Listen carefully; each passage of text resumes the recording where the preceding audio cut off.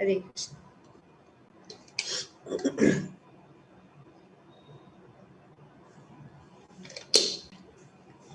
हरे कृष्ण। तो आज हम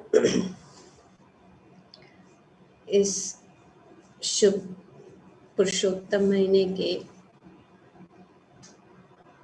शुभ अवसर पर हम श्रीमद् भगवत गीता का ये 15वां अध्याय को पढ़ते आ रहे हैं, को समझने की कोशिश कर रहे हैं और आज हम ये आखिरी श्लोक तक पहुंच गए हैं और ये बहुत ही हमारे लिए सौभाग्य है कि इस महीने में हम ये एक भगवद गीता का अध्याय को पढ़ने की कोशिश की है और कर चुके हैं। बहुत बहुत धन्यवाद आप सबका।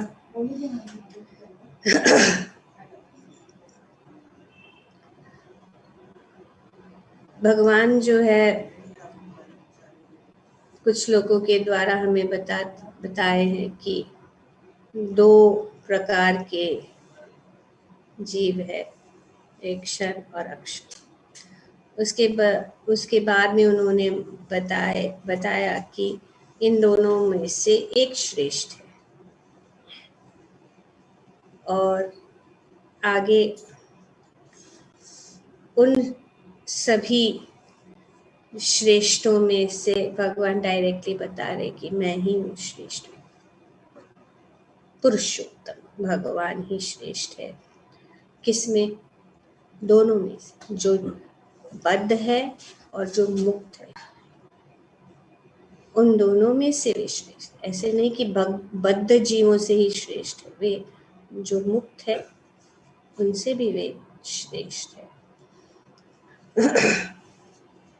तो इन दोनों प्रकार के जो जीव है उन दोनों में से भगवान श्रेष्ठ है। भगवान ही जो है सभी कारणों के कारण है। और ये पुरुषोत्तम योग का अर्थ है कि जुड़ना, योग, कनेक्ट, ज्वाइन। योग मीन्स ज्वाइन करना, कनेक्ट करना, जुड़ना। तो इसीलिए पुरुषोत्तम योग,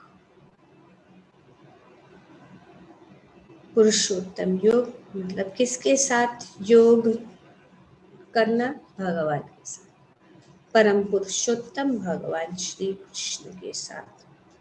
और यही सर्वयोग की सर्वोपरि सिद्धि है, अंतिम सबसे परफेक्शन ऑफ योगा कहते हैं। परफेक्शन ऑफ योगा ये है कि हम जो है अब हम भगवान के साथ योग या कनेक्ट, जुड़ जाए। ये सबसे उत्तम योग है, इसीलिए पुरुषोत्तम योग। कैसे? प्रेम और भक्तिमय सेवा से हम जो है भगवान के साथ जुड़ सकते हैं। और यही उद्देश्य सभी वेदों का उद्देश्य यही है कि हम परम पुरुषोत्तम भगवान के साथ हमारा संबंध जोड़ ले। पुरुषोत्तम योग, भक्ति योग, जोड़ना। तो ये अंतिम आज का ये श्लोक है। भगवान कहते इति गुह्यतमं शास्त्रम। हे अनग, यह वैदिक शास्त्रों का सर्वोधिक गुह्य अंश है। जो बात जो बताया भगवान ने, जो ये दर्शन यहाँ बताया है, वो है सबसे घूयत। भगवान यहाँ पे कहते हैं घूयतमम शास्त्रम, मोस्ट कॉन्फिडेंशियल, मोस्ट, जैसे कि घूय, घूय मतलब सीक्रेट, घूय बात है। लेकिन जब वो और भी घूय बन जाता, मतलब घूय से भी अधिक, तो घूयतर, घूय, घूयतर, घूयतमम, मोस्ट, मतलब एक घूयत तो है ही, लेकिन सिर्फ घूय नहीं और सिर्फ घूयतर नहीं, घूयतम।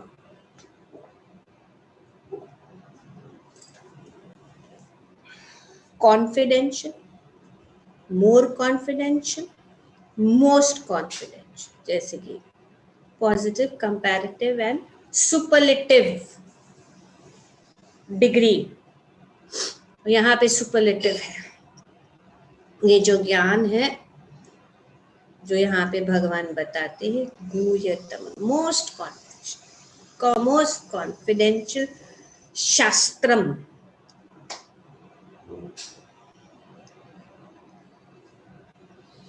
और मैं ये गुह्यतम बात जो है आपको बता, ये अनघ, अर्जुन को यहाँ पे अनघ, अनघ का अर्थ क्या है? अनघ का अर्थ ये है कि हिंदी में क्या बताया गया, अनघ का अर्थ ये है कि पाप रहित।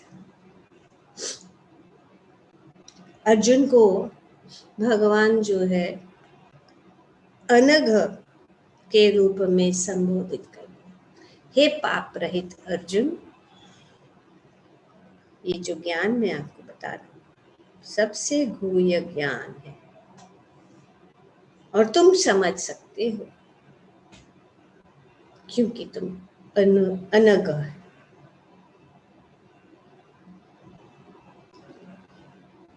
घूढ़वा, बुद्धिमान, तो यहाँ पे अनघ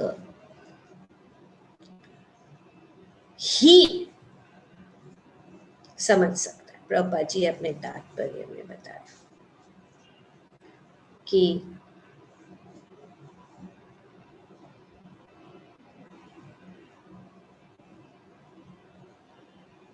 क्यों? अनघ का अर्थ है निष्पाप। जब तक मनुष्य पाप कर्मों से मुक्त नहीं होता तब तक कृष्ण को समझ पाना कठिन है। इसीलिए भगवान यहाँ पे अनघ करके, अनघ का अर्थ है निष्पाप, और निष्पाप होना बहुत जरूरी भगवान का विषय में समझने के लिए।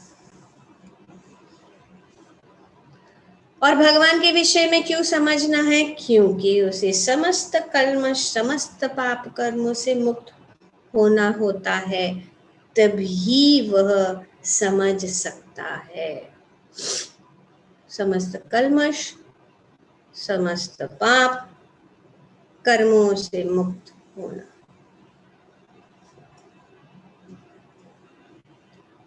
तो इसीलिए वे यहाँ पे प्रभुपाद जी बताते हैं कि ये जो भक्ति है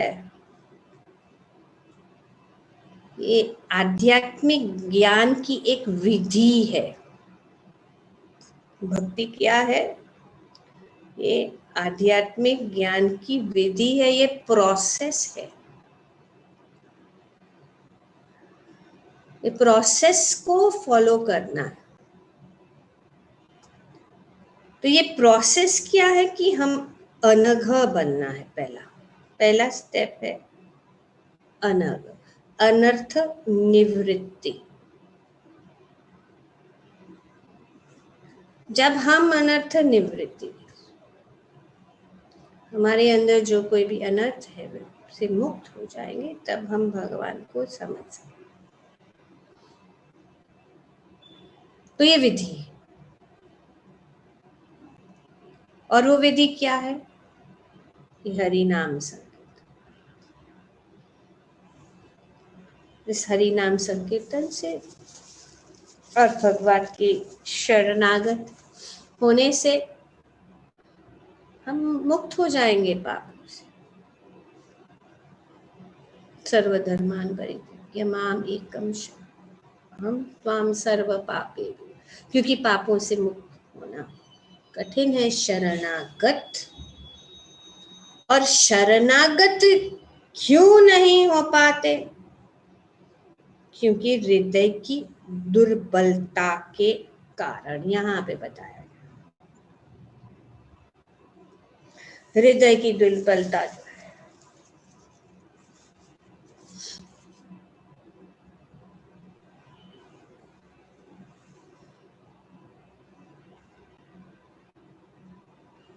तो इस हृदय की दुर्बलता क्या है? सबसे महत्वपूर्ण बात जिस पर विजय पानी है वो है हृदय की दुर्बलता। प्रभुपाद जी बताते अपने तात्पर्य।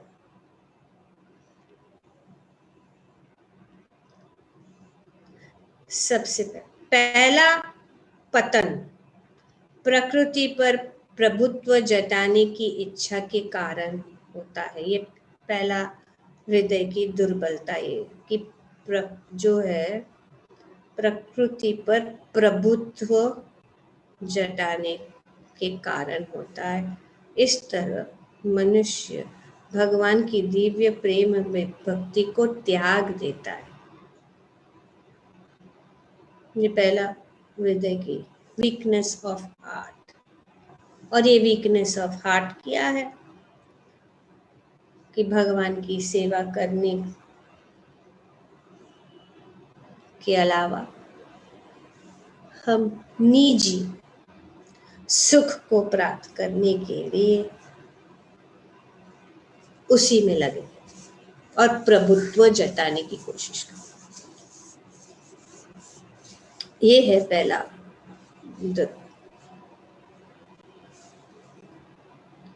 दूसरी हृदय की दुर्बलता है कि जब कोई अधिकाधिक प्रभुत्व जताने की इच्छा करता है तो वह भौतिक पदार्थ के स्वामित्व के प्रति आसक्त हो जाता है। प्रभुत्व जताने से जो है अधिक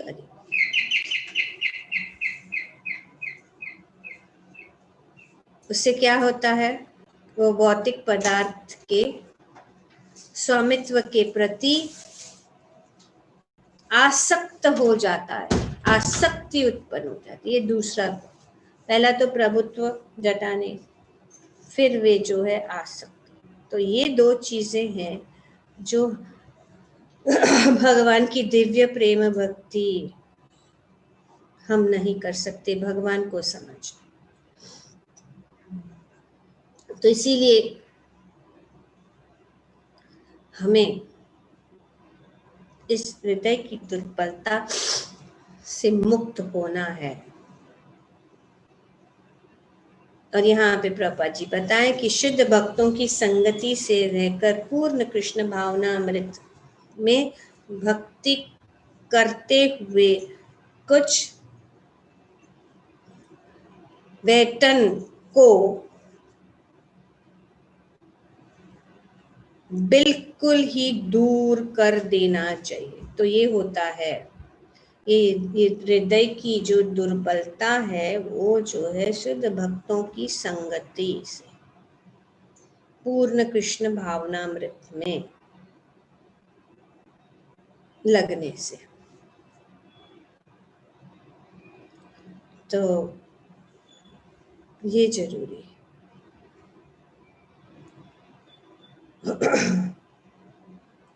और ऐसे करने से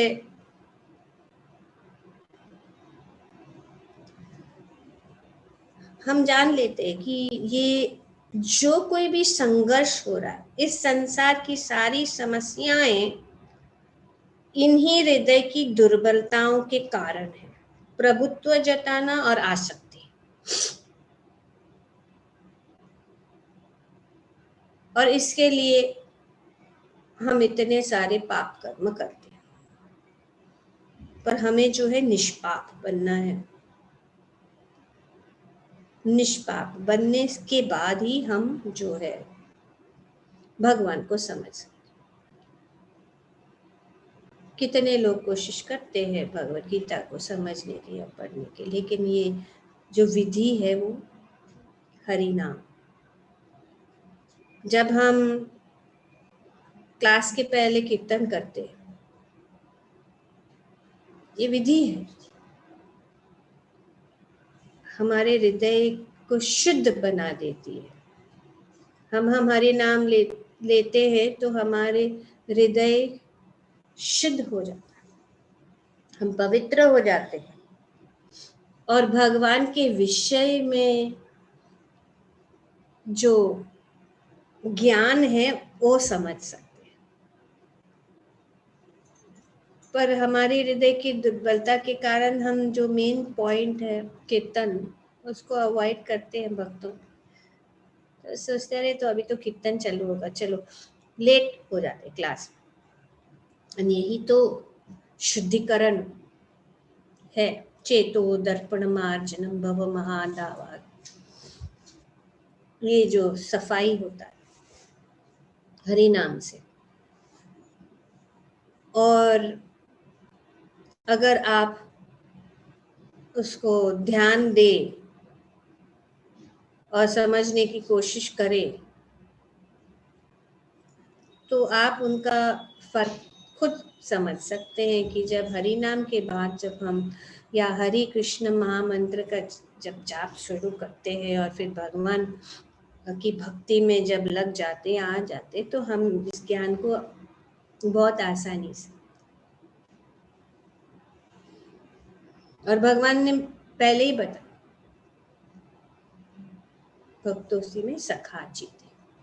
मैं इस ज्ञान, हे अर्जुन, मैं तुम्हें इस ज्ञान को इसीलिए बता रहा हूँ क्योंकि तुम मेरे मित्र हो।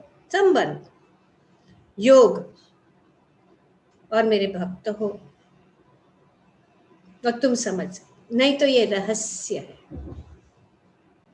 इस ज्ञान को, क्योंकि ये गुह्य है ना, पर ये गुह्य नहीं है। इसको कहते हैं ओपन सीक्रेट। सीक्रेट है और सीक्रेट नहीं भी है, खुला है सबके लिए, ओपन है। लेकिन सीक्रेट इसीलिए है क्योंकि ये जो विधि है उस विधि के अनुसार उसको समझना रहता है। अगर उस विधि के अनुसार हम नहीं जाएंगे तो वे बहुत कठिन है, और खास करके भगवान को समझना।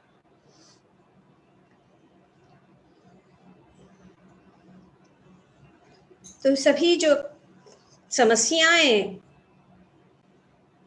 इन्हीं हृदय की दुर्बलता के कारण है। तो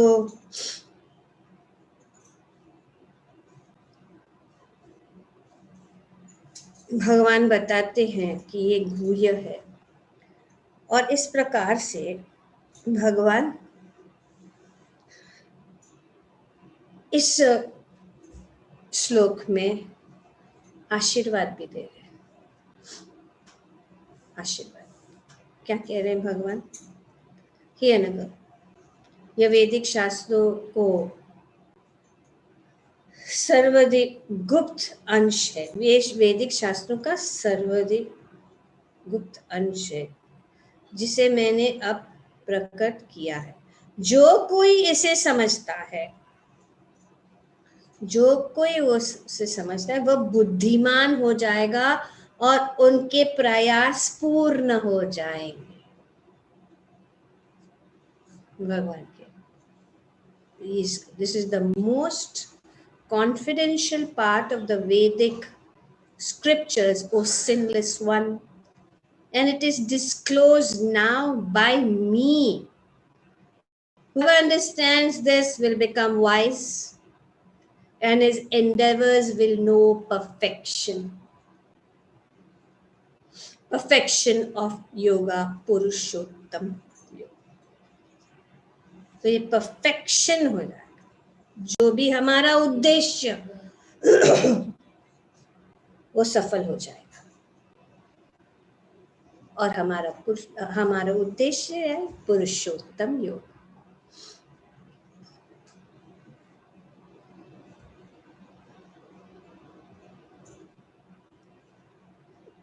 भगवान ने यहाँ स्पष्ट किया है कि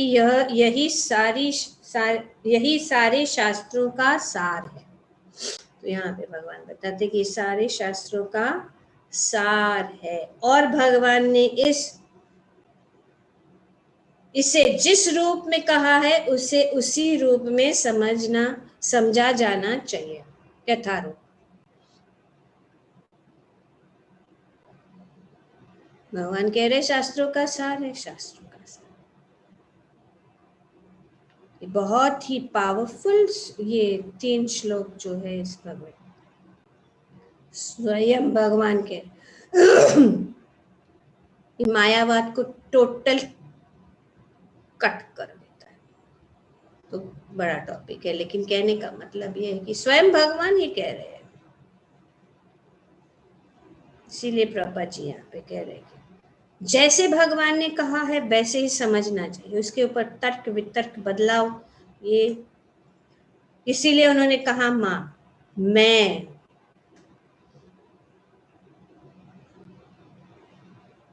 इस तरह मनुष्य बुद्धिमान तथा दिव्य ज्ञान में पूर्ण हो जाएगा अगर हम उसे जैसे बताया है यथारूप उसको स्वीकार.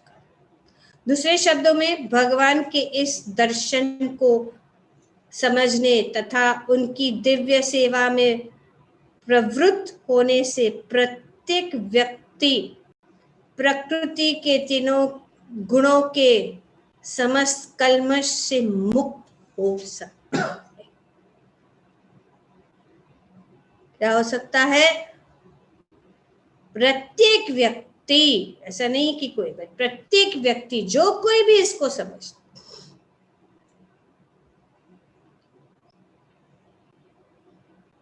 प्रकृति के तीनों गुण के समस्त कल्मश से मुक्त हो सकता है. भगवान की शरणागति कि भगवान ही परम पुरुषोत्तम भगवान, जब हम उनकी शरणागति. और भक्ति, यहाँ पे प्रभुपाद जी बताया, भक्ति आध्यात्मिक ज्ञान की एक विधि है.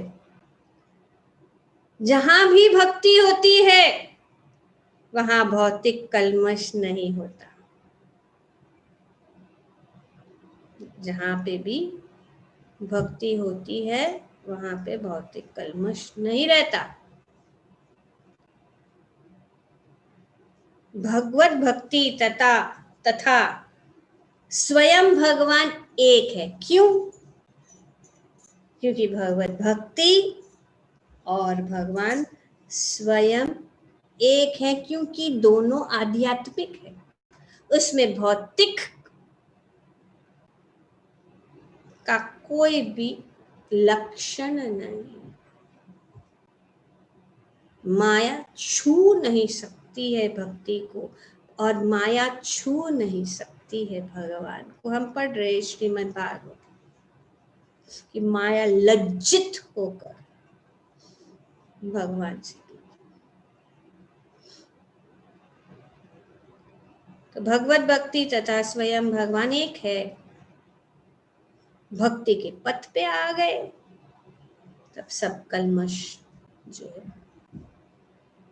दोनों आध्यात्मिक. भक्ति परमेश्वर की अंतरंगा शक्ति के भीतर रहती है. भक्ति भगवान की अंतरंगा शक्ति के भीतर रहती है, जैसे कि भगवान की 3 शक्तियां हैं जिसकी चर्चा हम कर चुके हैं, कौन बताएगा?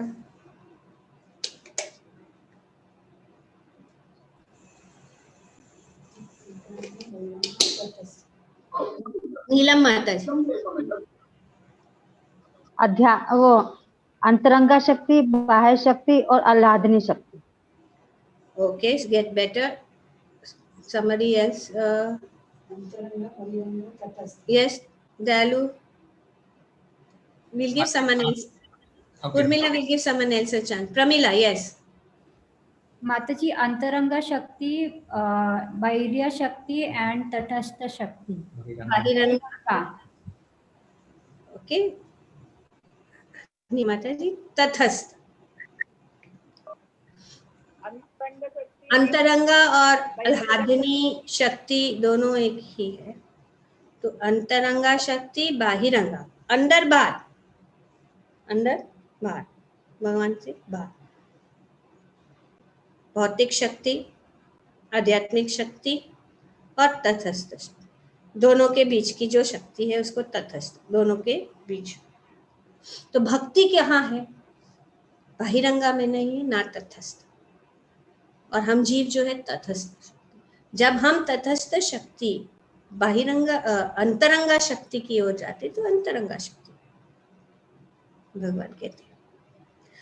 क्योंकि ये जो भगवान कहते हैं, महात्मानस तुमाम पार्थ देवीं प्रकृतिम आश्रित। आश्रय किसका है? देवीं शक्ति।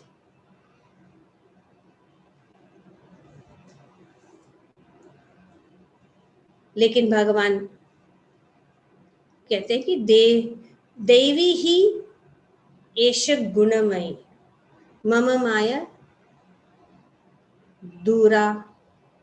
दुरतया। बहुत कठिन है इस भगवान की एक इन शक्ति को पार करना, माया की शक्ति को पार करना।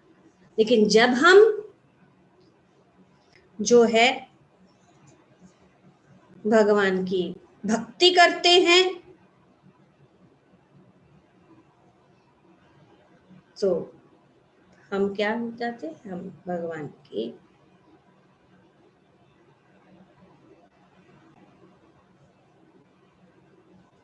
जैसे कि यहाँ स्वयं भगवान के साथ हमारा संपर्क हो जाता है। क्योंकि भगवत भक्ति तथा स्वयं भगवान में, भगवान एक है, उनमें कोई अंतर नहीं।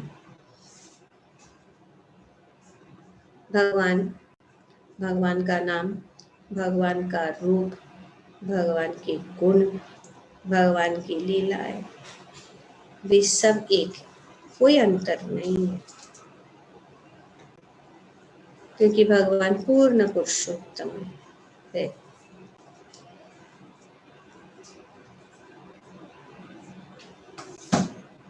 और भक्ति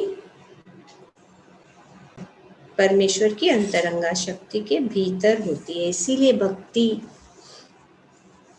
बहुत महान है। पापा जी यहाँ पे उदाहरण देते हैं कि भगवान सूर्य के समान और अज्ञान अंधकार है।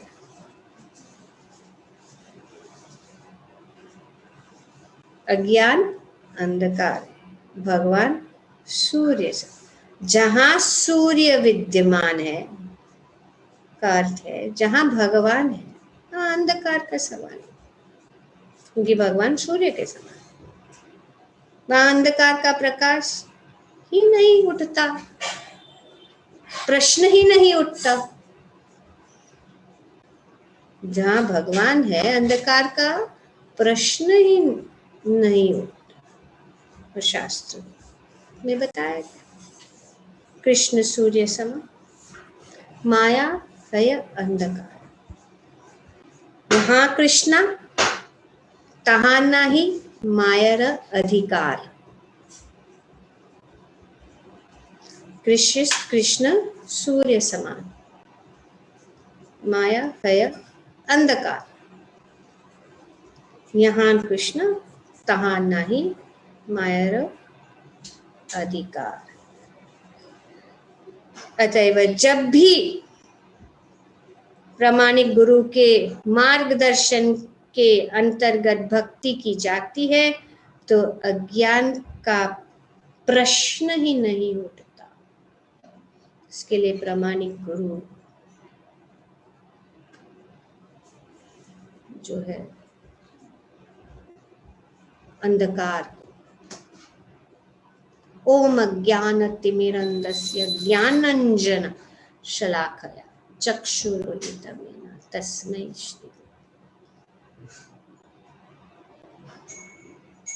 अंधकार को दूर कर। तो इसीलिए क्या करना है, प्रत्येक व्यक्ति को चाहिए कि इस कृष्ण भावनामृत को ग्रहण करे और बुद्धिमान तथा शुद्ध बनने के लिए भक्ति करे। बुद्धिमान और शुद्ध बनने के लिए प्रत्येक व्यक्ति को चाहिए कि वे जो है भक्ति करे। क्यों? क्योंकि जब तक कोई कृष्ण के इस प्रकार नहीं समझता तो भक्ति में प्रवृत्त नहीं होता। तब तक सामान्य मनुष्य की दृष्टि में कोई कितना बुद्धिमान क्यों न हो, सामान्य मनुष्य की दृष्टि में हम बहुत ही एजुकेटेड, बहुत ही इंटेलिजेंट, साइंटिस्ट, इंजीनियर, डॉक्टर, जो भी है, स्कॉलर, इतने भी बुद्धिमान क्यों न हो, वह पूर्णतया बुद्धिमान नहीं है, बुद्धिमान ही है।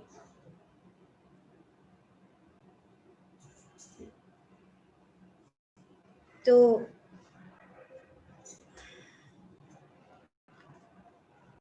ये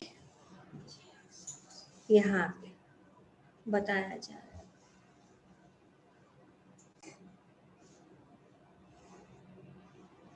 तो ये समस्त कल्मश से मुक्त कर, क्योंकि कितनी भी बुद्धिमानी हम इस्तेमाल करें तो इस कल्मश, इस जीवन सबसे बड़ा संघर्ष ये जो है जन्म मृत्यु के आवागमन से नहीं मुक्त करा सकता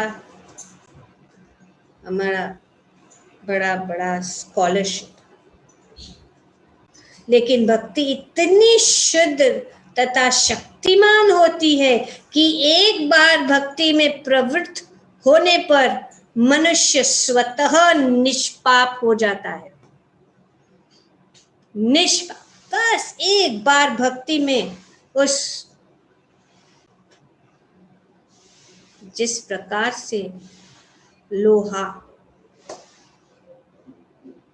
अग्नि के संपर्क में आ लोहा नहीं रहता, अग्नि बन जाता, उसी प्रकार जिस प्रकार से हम भक्ति में आ जाते हैं तो हम जो है सब कुछ, जो भी दोष, अनर्थ निवृत्ति हो जाती है।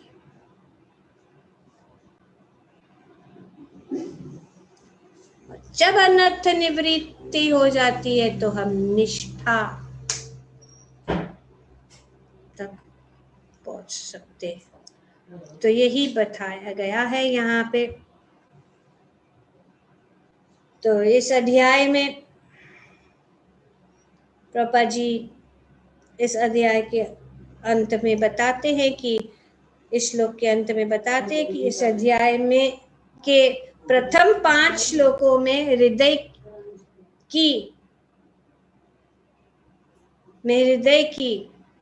इन्हीं दुर्बलताओं से अपने को मुक्त करने की विधि का वर्णन हुआ है 5 श्लोकों में। और 6ठे श्लोक से अंतिम श्लोक तक पुरुषोत्तम योग की विवेचना हुई है।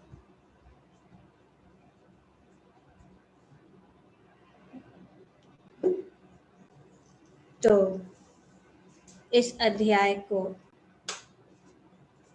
एट अ ग्लांस ये है कि पहला शुरुआत हुआ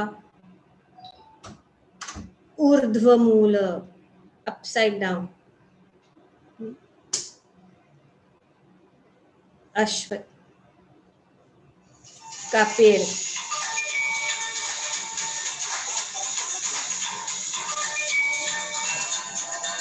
से शुरुआत हुआ और उसमें हमें दृष्टि दी गई कि ये भौतिक जगत क्या है और किस प्रकार से हम उससे विरक्त, असंग शस्त्रेण दृढ़ेन चित्वा उसको काटना है। और अगर हम इसको नहीं काटते और इस पेड़ के अंदर ही रहते हैं, अगर हम विरक्ति नहीं प्राप्त करते तो हम इस जन्म मृत्यु के आवागमन में हम फंसे रहेंगे और इस पेड़ के अंदर हम फंस के रहेंगे। तो इसे निकलने के लिए हमें ज्ञान की चक्षु की जरूरत है, जो आगे भगवान ने बताया। पर अगर किसी को ज्ञान की चक्षु नहीं हो तो क्या किया जाए, तो ये भी भगवान ने बताया कि किस प्रकार से हम देख सकते हैं कि सभी चीजों में भगवान का हाथ है। और जब हम इन श्लोकों से में भगवान बताते और इस प्रकार से हम ज्ञान को प्राप्त कर सकते, हमारी बुद्धि विकसित हो सकती कि किस प्रकार से ज्ञान से हम इस भौतिक जगत से बाहर निकल सकते हैं और ज्ञान से हम भक्ति की ओर जा सकते हैं। ये पूरा वेदांत का इस खास करके 3 श्लोकों में बताया गया।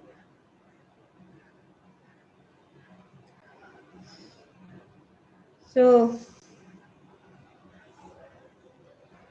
अंत में भगवान यही बताते कि वही सर्वश्रेष्ठ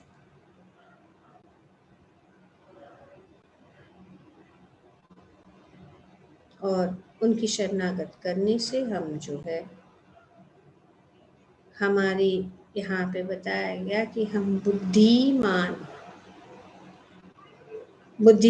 हो जाएंगे और अपना प्रयास पूर्ण हो जाए। इस प्रकार भक्ति वेदांत श्रीमद् भगवद गीता के 15वें अध्याय पुरुषोत्तम योग का भक्ति वेदांत तात्पर्य पूरा हुआ। ओम तत्सत। बहुत बहुत धन्यवाद।